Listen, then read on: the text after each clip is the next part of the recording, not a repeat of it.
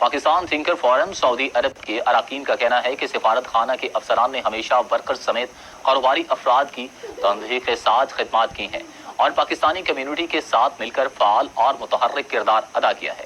مزید دیکھتے ہیں رانا عظیم کی اس رپورٹ میں۔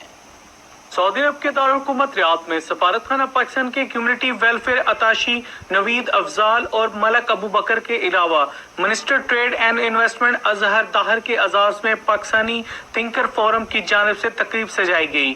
اس موقع پر فورم کے صدر محمد خالد رانا سمیت دیگر نے کہا کہ سفارت خانہ پاکستان 27 لاکھ پاکستانیوں کو اپنے وسائل کے اندر رہ کر جس طرح ورکرز سمیت کاروباری افراد کے مسائل کو حل کر رہا ہے وہ بہت خوش آئند بات ہے۔ مسائل ہر جگہ اور ہر ملک میں ہوتے ہیں۔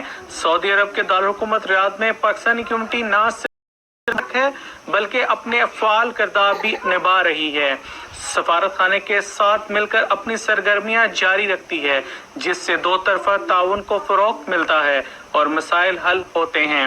دیگر مقررین میں احسن عباسی، وسیم ساجد، اعجاز رحیم، قاضی اسحاق میمن، ریاض رتھوڑ نے بھی اظہار خیال کیا۔ رانا عظیم، ٹی وی ٹوڈے، سعودی عربیہ۔